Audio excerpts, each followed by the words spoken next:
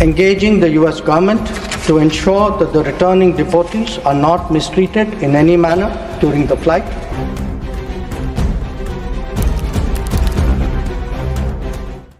नमस्कार, आज बात करेंगे डंकी रूट और डिपोर्टिंग की। डंकी रूट से अमेरिका पहुंचे भारतीयों के डिपोर्टिंग की। डिपोर्टिंग एक सामान्य प्रक्रिया है। कोई भी देश अपने यहाँ अवैध रूप से रह रहे लोगों को उनके देश में भेजता है। बावजूद इसके जब अमेरिका ने भारतीयों को भेजा तो हंगामा क्यों हो रहा है? सड़क से लेकर संसद तक में बवाल है। यह बवाल क्यों? क्योंकि अमेरिका ने हाथों में हथकड़ी और पैरों में बेड़ियां डालकर मालवाहक विमान से 104 भारतीयों को भारत भेजा। ऊपर से उनकी वीडियो बनाकर जारी कर दिया। इस पर मोदी सरकार का मौन तब टूटा जब सड़क से संसद तक हंगामा मचा। जिस तरह से देश का युवा कल हथकड़ियों में भारत आया और अमेरिकन आर्मी का जहाज यहाँ कैसे लैंड हो गया, इतनी हिम्मत कैसे हुई अमेरिका की और भारत के युवा को बेइज्जत कर गई यहाँ बेचने की। एक तरफ कोलंबिया का प्रेसिडेंट है जो आंखों में आंखें डाल के अमेरिका को बोल रहा है तुम हिम्मत नहीं तुम्हारी, तुम आर्मी का जहाज कोलंबिया में डालो, अपना जहाज भेजकर युवा को बाइज्जत लाए। तो मोदी जी क्यों डर गए? मोदी जी का इतनी हिम्मत नहीं थी कि देश के युवा के सम्मान के लिए प्रोटेस्ट करते, आंखें दिखाते ट्रंप को कि आप ऐसा नहीं कर सकते। सबसे बड़ी बात, जब वो कल आए तो इतनी हिम्मत भी नहीं कि मीडिया के साथ ही वहां उनसे मिल पाते जितने युवा अमेरिका से आए, हथकड़ियों में आए। अगर मोदी जी डरे नहीं होते तो मीडिया के साथ ही कल उनको मिलने देते, मीडिया के साथी को। अंत में सरकार को पूरे मामले पर जवाब देने के लिए मजबूर होना पड़ा और विदेश मंत्री ने संसद में जो जवाब पेश किया वह अमेरिकी कृत्य से भी कई गुना संवेदनहीन निकला। Honorable Chairman sir, we are of course engaging the US government to ensure that the returning deportees are not mistreated in any manner during the flight. At the same time, the House will appreciate that our focus should be on strong crackdown on the illegal migration industry, while taking steps to ease visas for the legitimate traveler. On the basis of information provided by returning deportees about the agents and others involved, law enforcement agencies will take necessary preventive and exemplary actions. I thank you. गजब, जब आप CAA लागू कर रहे थे तब कहे जा रहे थे कि विदेश से आए हिंदुओं को ससम्मान भारतीय नागरिकता दी जाएगी, और अब जबकि भारतीय नागरिकों को हाथों में हथकड़ियां और पैरों में बेड़ियों के साथ अमेरिका से जानवरों की तरह भारत भेजा जा रहा है, तो विदेश मंत्री राज्यसभा में कह रहे हैं कि उनके साथ कुछ भी गलत नहीं हुआ। जो हुआ वह अमेरिका के कानून के तहत हुआ। अरे भाई, आप भारत के विदेश मंत्री हैं या ट्रंप सरकार के प्रवक्ता? अगर आप सही हैं तो फिर ये बताइए कि कोलंबिया ने कैसे अपने नागरिकों को अपने ही सिविल प्लेन से पूरे सम्मान के साथ डिपोर्ट कराया। सच्चाई ये है कि मोदी के मित्र ट्रंप ने समूचे हिंदुस्तान के इकबाल पर हमला किया और आपका इकबाल मर चुका है। अब जरा बताइए कि ये जो आम आदमी पार्टी के सांसद संजय सिंह बता रहे हैं, इसमें क्या गलत बता रहे हैं? भारत दुनिया का सबसे बड़ा लोकतंत्र है सर, और प्रधानमंत्री जी बार बार अमेरिका से अपनी दोस्ती और रिश्तों को लेके बखान करते हैं।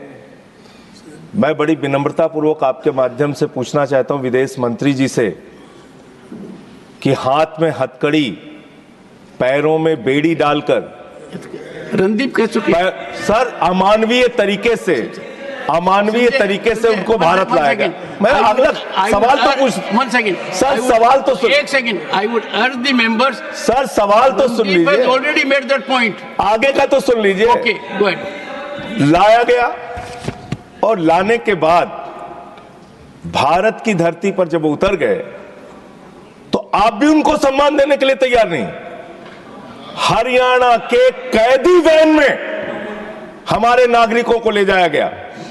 कैदी वैन में सर, अपनी धरती पे। पूछिए। छोड़ दीजिए, क्या अमेरिका ने जो किया उसके साथ तो आप खड़े ही हैं, उसको तो आप बखान कर रहे हैं। हमारी धरती पे उनके साथ कैदी वैन में उनको लाया गया। छोटा सा, जो हमारे और भी लोगों ने पूछा, छोटे छोटे देश अपना जहाज भेज के अपने नागरिकों को अपने अपने देश में ला रहे हैं। क्या भारत के सरकार की आगे योजना है कि आप अपना जहाज भेजेंगे?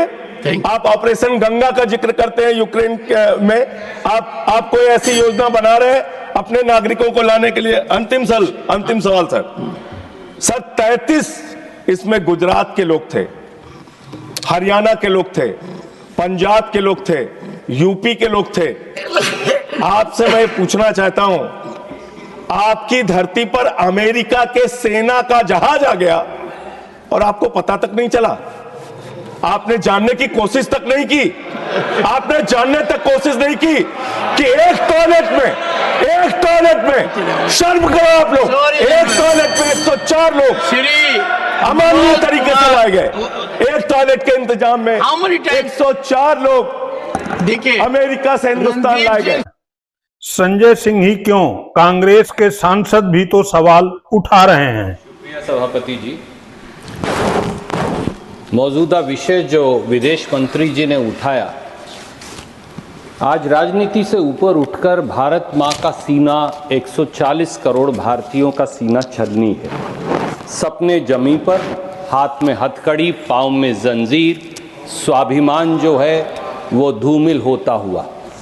सर 4 सिंपल क्लैरिफिकेशन माननीय विदेश मंत्री जी से हैं। पहली, क्या सरकार जानती है कि 5 फरवरी को 104 भारतीयों को हाथ में हथकड़ी और पाँव में जंजीरें लगाकर, जहां 19 महिलाएं भी शामिल थी, 40 घंटे की यात्रा जिसमें एक टॉयलेट, इस अमानवीय तरीके से उनको जबरन भारत भेजा गया और सरकार चुप्पी साधे रही? क्या सरकार जानती है कि 7,25,000 ऐसे भारतीय हैं जिनको अमेरिका इसी प्रकार से वहां से निकालने की तैयारी कर रहा है? क्या यह व्यवहार एक आतंकवादी या उग्रवादी का व्यवहार है भारतीयों से, या एक मानवीय व्यवहार है? इस पर क्या सरकार टिप्पणी करेगी? दूसरी क्लैरिफिकेशन, सर कितने हजार और भारतीय हैं? हमने वो तो देखे जो हथकड़ी और जंजीरों में बंधकर आए, हमारे भाई बहन और बच्चे, पर कितने हजार ऐसे भारतीय हैं 7,25,000 में से जिन्हें अमेरिका ने डिटेंशन सेंटर में इसी अमानवीय तरीके से बंद कर रखा है, और उनके क्या हालात हैं और क्या उनको आपने काउंसलर एक्सेस दिया है? तीसरी क्लैरिफिकेशन सर, क्या अब की बार ट्रंप सरकार नमस्ते ट्रंप पर 100 करोड़ रुपया खर्च करने वाली, उनके गले पड़ने वाली सरकार ये समझती है कि ये सब 7,25,000 भारतीय इसलिए गए कि 2 करोड़ रोजगार बार बार हर साल देने का वादा करने वाली सरकार न रोटी दे पाई, न अच्छी जिंदगी दे पाई, और मजबूरन पत्नी के गहने रहन करके 1-1 एकड़ जमीन बेचकर अपना मकान गिरवी रखकर ये लोग वहां गए? अब इनके बारे में सरकार क्या करेगी? चौथी clarification sir, I'll close it then. Thank you. क्या सर, ओनली लास्ट क्लैरिफिकेशन, जब कोलंबिया जैसा छोटा सा मुल्क और उनकी राष्ट्रपति लाल आंख दिखाकर अमेरिका को अब उनके नागरिकों को बेइज्जत और अपमानित करने के बारे में उनको सही मार्ग दिखा सकता है, तो आप क्यों नहीं? दरअसल डंकी रूट से पैदा हुए इस सवाल को कांग्रेस के नेता और नेता प्रतिपक्ष राहुल गांधी ने हरियाणा चुनाव में ही गंभीरता से उठाया था, लेकिन मोदी सरकार के कान पर जूं तक नहीं रेंगा। हरियाणा से हजारों लोग, 15-20 हजार लोग अमेरिका गए हैं। मैं हैरान हुआ, हरियाणा से इतने लोग अमेरिका क्यों जा रहे हैं? ये मेरे दिमाग में सवाल उठा। और फिर मैं डैलस में आपके भाइयों से एक छोटे से घर में जाके मिला। मैं आपको बताना चाहता हूं, आपके भाई डैलस में एक कमरे में 15-20 लोग सोते हैं। मैंने उनसे पूछा, आप अमेरिका कैसे आए? देशों की लिस्ट दे दी। पहले हम यहां गए, टर्की गए, कजाकिस्तान गए, कजाकिस्तान से साउथ अमेरिका गए, साउथ अमेरिका से एक के बाद एक, एक के बाद एक, एक के बाद एक हम दूसरे देशों से निकले और फिर हम पनामा के जंगलों से निकलकर अमेरिका में जाए। अमेरिका में हमें रोका गया, पकड़ा गया और अब हम अमेरिका में हैं। रास्ते की कहानी बताई राहुल जी। रास्ते पे माफिया के लोगों ने एक बार नहीं अनेक बार हम सबको लूटा।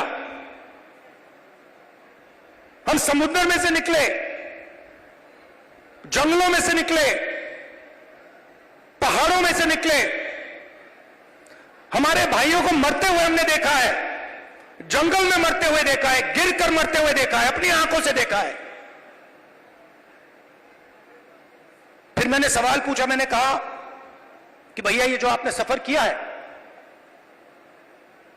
आप अमीर लोग तो नहीं हो। इस सफर के लिए, प्लेन टिकट के लिए, नाव के लिए, गाड़ी के लिए आपने कितना पैसा दिया? अमेरिका में घुसने के लिए आपने कितना पैसा दिया? राहुल जी, कम से कम 35 लाख रुपए अमेरिका में जाने के लगते हैं। फिर मैंने सवाल पूछा, भाई एक बात बताओ, आप 35 लाख रुपए ब्याज लिए हो या आपने अपना खेत बेचा? आधों ने कहा कि भैया हमने अपना खेत बेचा, दूसरों ने कहा हम ब्याज लिए। मैंने कहा किस रेट पे ब्याज लियो? कहते हैं 2% प्रति महीना। फिर मैंने पूछा, भैया एक बात समझाओ, आपने 30 लाख, 35 लाख, 50 लाख कर्जा लिया है, आप अमेरिका जा रहे हो, 50 लाख रुपए से तो आप हरियाणा में ही बिजनेस चला लोगे। जैसे मैंने ये बात बोली हंसने लग गए। कहते राहुल जी क्या बोल रहे हो आप? 50 लाख रुपए से हरियाणा में बिजनेस नहीं चालू हो सकता है। अगर हमने 50 लाख रुपए, ये 50 लाख रुपए हरियाणा में बिजनेस चालू करने के लिए लगा दिए होते तो हमारा बिजनेस फेल हो जाता। किसी ने मुझे यह भी कहा कि राहुल जी मैंने ट्राई किया, फेल हो गया। बेरोजगारी है, महंगाई है। और जब उन्होंने मुझे बोला, मुझे दुख हुआ। उन्होंने बोला राहुल जी हरियाणा में हमारे जैसे लोगों के लिए अब कुछ नहीं बचा है। अगर एक युवा गरीब है, अरबपति का बेटा नहीं है, तो ना उसे बैंक लोन मिल सकता है, ना वो बिजनेस चालू कर सकता है, ना वो पब्लिक सेक्टर में जॉब पा सकता है, ना वो आर्मी में जा सकता है। एक के बाद एक, एक के बाद एक, एक के बाद एक, एक के बाद एक सारे दरवाजे आपके बंद कर दिए गए।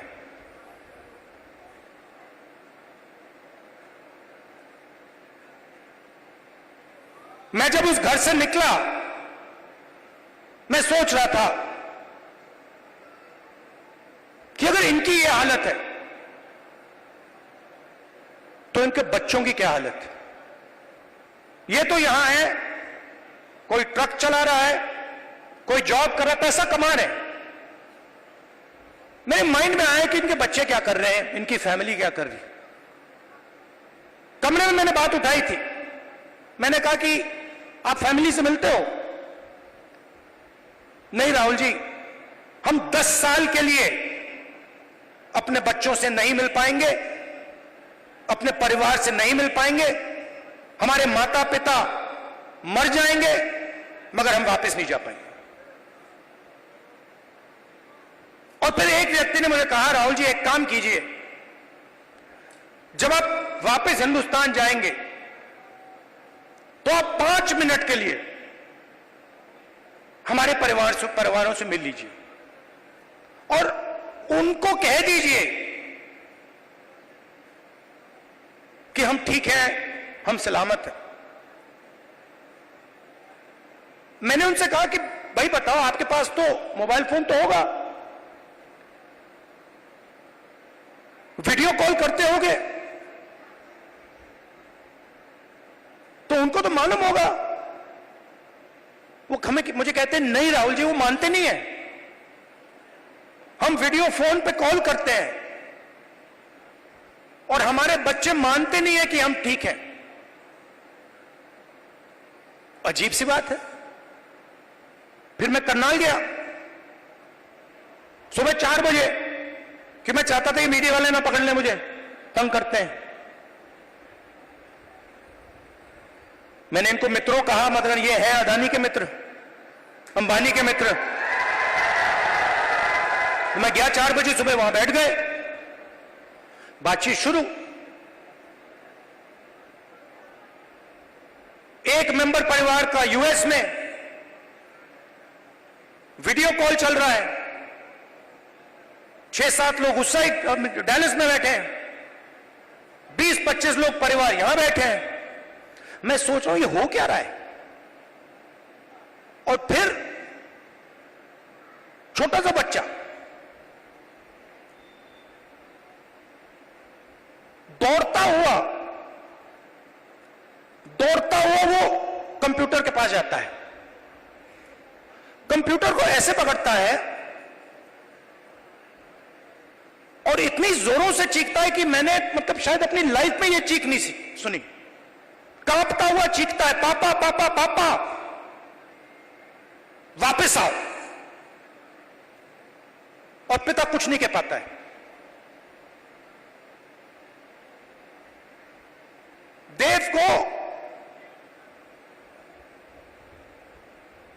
देव की आंखों में आंसू, चिल्ला रहा है।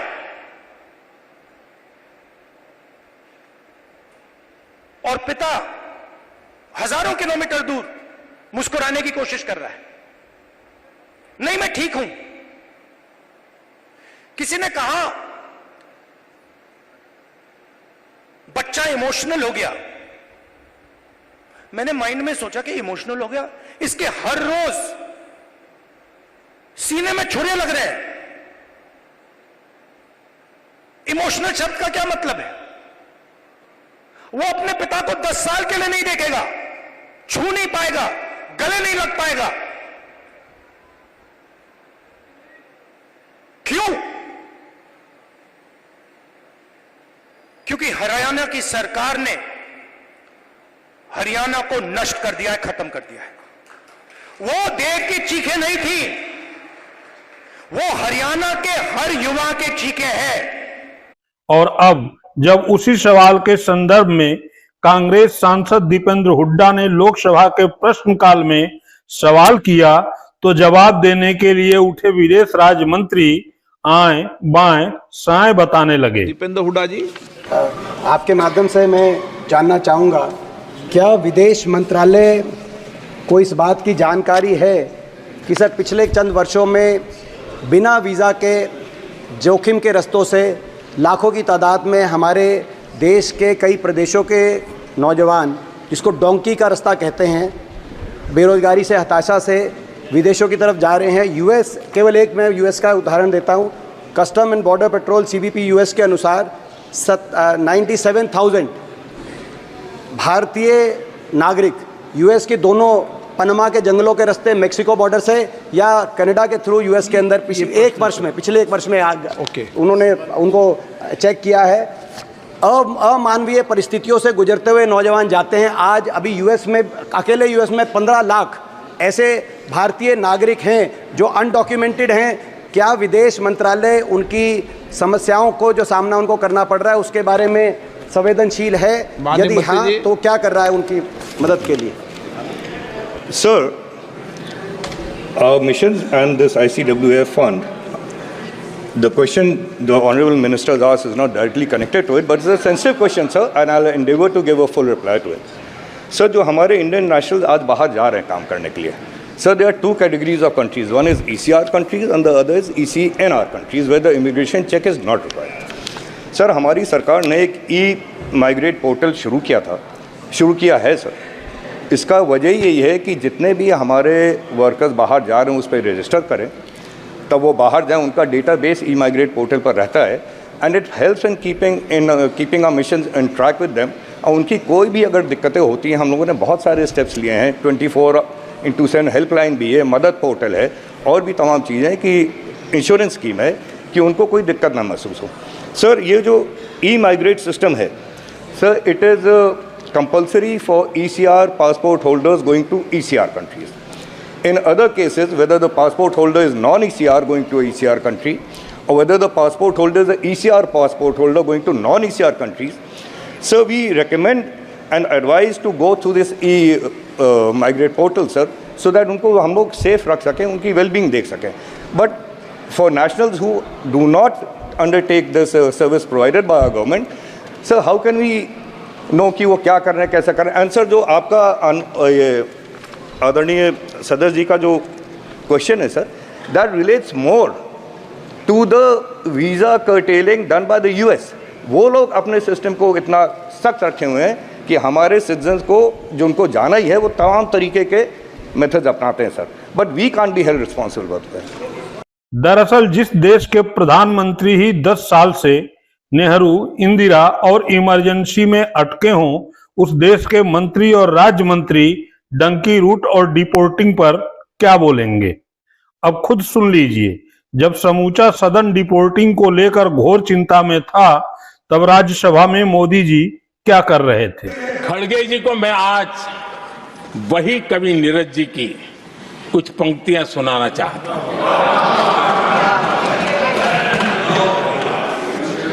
कांग्रेस सरकार का जो दौर था उस समय नीरज जी ने ये कविताएं लिखी थी और उसमें उन्होंने कहा था, है बहुत अंधियारा, है बहुत अंधियारा, अब सूरज निकलना चाहिए, अब सूरज निकलना चाहिए, जिस तरह से भी हो ये मौसम बदलना चाहिए, जिस तरह से भी हो ये मौसम बदलना चाहिए। नीरज जी ने कांग्रेस के उस कालखंड में ये कविता कही। 1970 में जब कांग्रेस, अरे चारों तरफ कांग्रेस का राज चलता था, उस समय नीरज जी का एक और कविता संग्रह प्रकाशित हुआ था,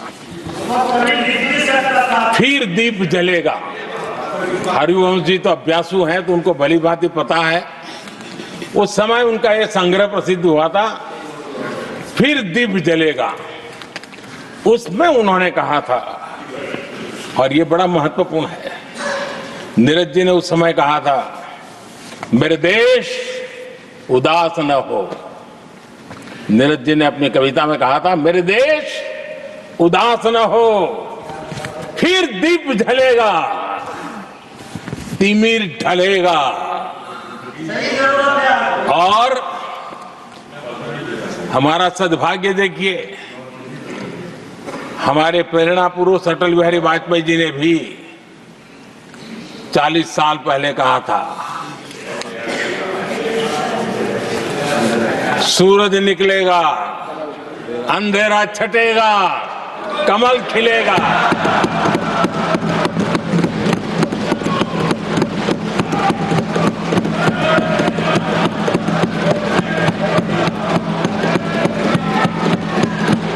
अब मोदी जी को कौन समझाए कि साहित्य किसी एक कालखंड के लिए नहीं लिखा जाता है।